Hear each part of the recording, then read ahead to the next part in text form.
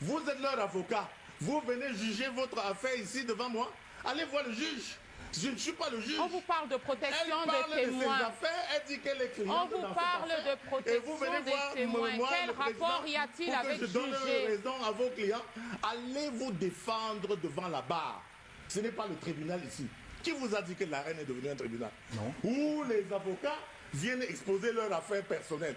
Vous avez pris de l'argent pour défendre un client. Allez défendre votre client. Ah non, ne venez pas m'embêter ici. Ah non, monsieur, si vous voulez que j'intervienne dans votre affaire, non, je veux que vous fassiez votre travail. Faites une requête. Je veux que vous fassiez votre travail.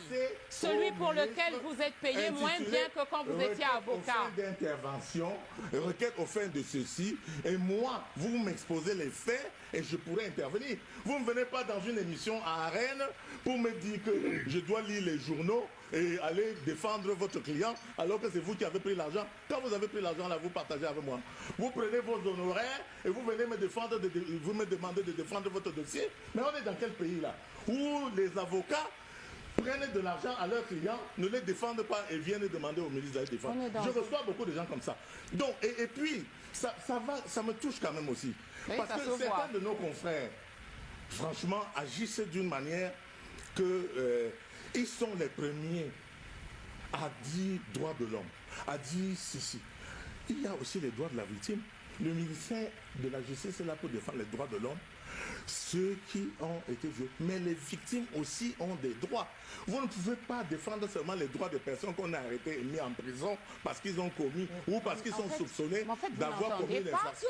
Il y a aussi les victimes dont nous devons nous occuper. Mais je ne vous ai parlé que d'elles. C'est que la plupart de ces personnes qui revendiquent la démocratie et qui revendiquent les droits de l'homme, parmi les avocats, nous avons environ 3500 à 4000 avocats aujourd'hui, avec la dernière vague qui vient d'arriver. Quand vous allez regarder la liste du fisc, vous trouvez qu'il y a moins de 1000 avocats qui payent les patentes. Il y a moins de 1000 avocats qui ont effectivement les cabinets. Restons concentrés, monsieur. On est concentrés sur non, pas du tout. On est là pas du tout. On est en train de parler de votre travail et vous faites de la diffamation, c'est honteux.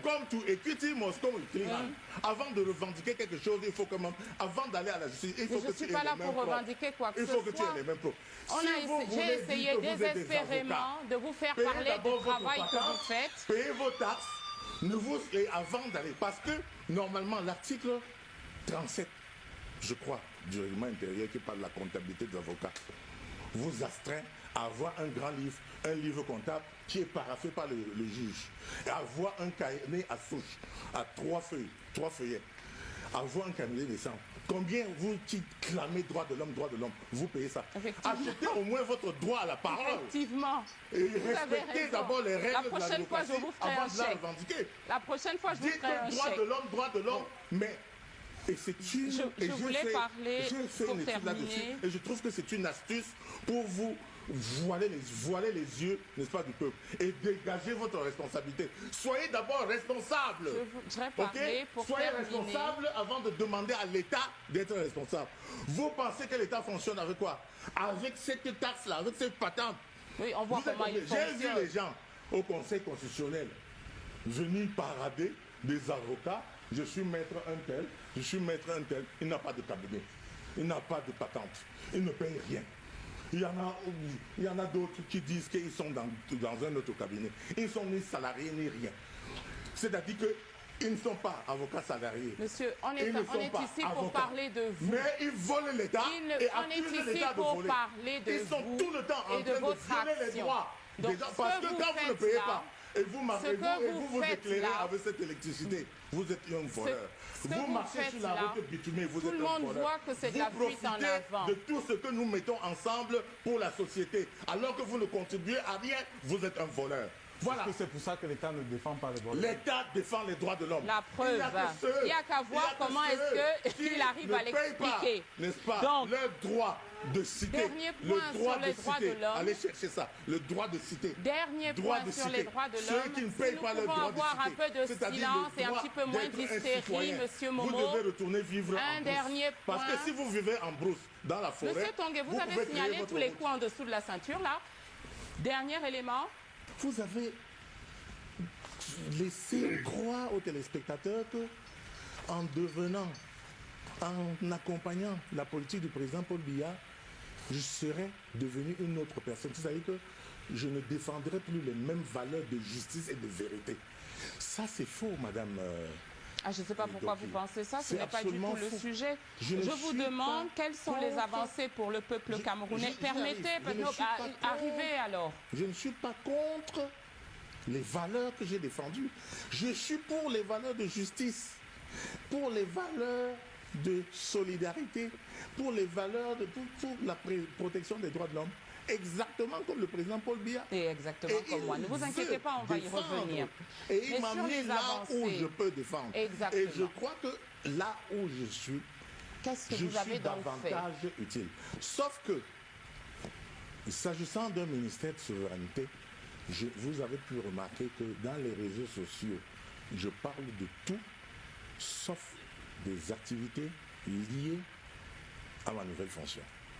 Je ne parle pas dans les réseaux sociaux, dans les télévisions, des affaires qui regardent mon ministère. Parce que je ne parle pas ici en tant que ministre ou membre du gouvernement, mais en tant que président du PADEC. À ce stade-là, je peux vous être utile. Mais jamais vous ne m'entendrez dire ce que j'ai fait dans le cadre de mes activités professionnelles liées à mes fonctions. Mais vous pouvez êtes une être originalité. assuré d'une chose, que je suis exactement à la place qu'il faut. Ah, mais je n'ai pour pas besoin régler d'assurance pour les ça. affaires. Donc, vous ne il direz pas suffit. ce que vous avez fait pour mettre Dominique Sissé? Je ne sais pas de quoi il s'agit. Ah, j'entends y revenir moi-même. suis pas Ne vous d'accord. inquiétez pas. D'accord. Vous êtes un original dans ce cas parce que la tendance du gouvernement et la tendance du chef de l'État en particulier, c'est de rendre compte aux citoyens camerounais, à nos concitoyens, de l'action du gouvernement. Alors, vous faites beaucoup d'autres choses. Il est élu. Est-ce que Per- moi, là, je suis élu, mon frère? Oui, mais il n'y a pas que vous. suis pas élu. Il n'y a pas que vous qui arrivez sur les plateaux de télévision. Bon, peut-être les autres Regardez, peuvent prendre ce risque, mais moi, je suis dans un ministère vous trouvez que c'est où on ne risqué? peut pas... Pourquoi est-ce que De vous rendre trouvez que compte? c'est Non, risqué? je ne peux pas. Je vais vous dire pourquoi Je peux pas. je suis étonnée que vous trouviez ça risqué. C'est pas Le- risqué. Pourquoi vous utilisez les expressions Non, mais risquées je par vous rapport à cite. quoi? C'est Je vous dis qui venez. simplement Vous que avez moi, dit. Non, je mais ne pas. on va lui je ne suis pas repasser ces autorisé. extraits. Je Vous n'ai pas avez dit autorisé il y en à a qui parler peuvent des choses prendre comme ça. ce risque. Oui, mais Et moi, je je vous peux pas. réponds que ce n'est pas risqué à mon sens parce que contrairement à vous, les autres disent ce qu'ils font. Et je suis le témoin de cela. La première fois que j'ai fait un plateau de télévision ici à Yaoundé, c'était le 31 décembre 2016. Je partageais le plateau avec Louis-Paul Motazé, Jacques Famendongo, Emmanuel Nganou Djoumessi et monsieur ministre des Eaux et Forêts à l'époque.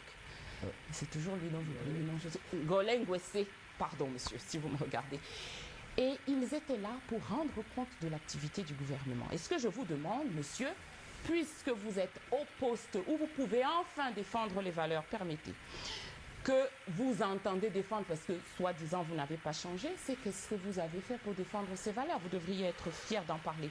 Et je vais vous dire, Mais puisque on vous est dites en que c'est le 2020, président du PADEC on qui est est invité ici. en 2008 Pourquoi et vous le voulez que le président ministre parle du des problèmes PADEC du PADEC? est... Mais c'est en tant que président du Monsieur, PADEC qu'on vous a m'avez nommé... bien dit que c'est le président du PADEC qui est invité ici. Tout à fait. Donc, mais je c'est n'ai en pas- tant que président si du je PADEC pensais que vous je avez devais été décliner désigné. les activités du gouvernement, j'allais demander, non. n'est-ce pas, au chef du Non, gouvernement. ne une me parlez pas autorisation des pour ça. activités du gouvernement, parlez-moi de vos activités à vous. Ah, non. Comment vous occupez vos journées, monsieur le président moi, du PADEC? je ne vous parle C'est de pas ça qu'il s'agit. Je refuse. Maintenant, revenons donc au gouvernement, parce que c'est le gouvernement qui intéresse nos téléspectateurs.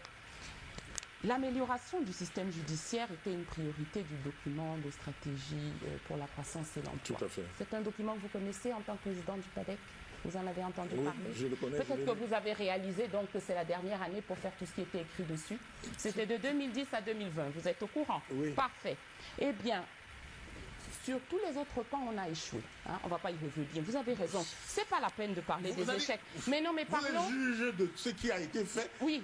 Vous ne vous Oui, dites oui. ça, on a échoué Oui, par rapport on à a quoi? échoué. Quel est je vais votre vous dire. barème? Ah ben écoutez la réponse. Le PIB devait connaître une moyenne de 7,6 ou 8% entre 2010 et 2020 pour permettre au Cameroun d'être émergent en 2035. Vous oubliez la guerre ne m'interrompez pas. Ne m'interrompez pas. Ne m'interrompez pas, monsieur Momo. Est-ce que vous savez qu'il y a eu la guerre? Ne m'interrompez pas, monsieur Momo. Est-ce que vous savez qu'il y a eu la guerre, madame? Je vous l'ai déjà dit. Sauf que je voulais, excusez-moi. Monsieur Tongué, excusez-moi. C'était avant la guerre. Excusez-moi. 2020, mais attendez. Je vous l'ai dit, monsieur Momo, nous sommes ici pour vous écouter. Allez-y. D'accord? Mais il faut que vous laissiez l'autre terminer. Oui, chaque fois que vous ferez ça, je ne vous laisserai pas parler. Allez-y alors, allez-y. Nous allons parler chacun à son tour, ça va marcher comme ça. Et nous allons avoir... Ah, bah si ça vous convient, donc merci de me laisser finir. Le Cameroun n'a fait que 4%. Alors, il a des phénomènes explicatifs. Nous sommes des experts dans l'art de nous trouver des excuses et je sais qu'il y a un certain nombre d'excuses applicables dans le cas d'espèce. Sauf que vous n'étiez pas responsable de la croissance. Le ministère de la Justice avait sa petite part à faire dans le DSCE et c'était renforcer l'unité nationale et consolider la démocratie en promouvant les idéaux de paix, de liberté, de justice, de progrès social et de solidarité nationale. Qu'est-ce que vous faites, vous, aujourd'hui, pour promouvoir l'idéal de justice en tant que président du PADEC, M. Momo? Puisque vous défendez des valeurs, et je crois que c'est pour ça que vous avez été nommé ministre. Certains pensent que, en fait, on désigne des ministres pour leur permettre de manger et de boire à leur faim et de découvrir de nouvelles marques de champagne et de changer leur garde-robe et de s'acheter de nouveaux costumes. Je ne suis pas d'accord. Je pense que c'est une injustice à vous faire. Je crois qu'on nomme des ministres parce qu'on attend d'eux qu'ils travaillent. Je crois que le président de la République, sur lequel vous avez fait tout un ouvrage pour nous aider à le comprendre, nous le comprenons beaucoup mieux que ce que vous croyez. Et que nous avons compris qu'il est à la recherche désespérée de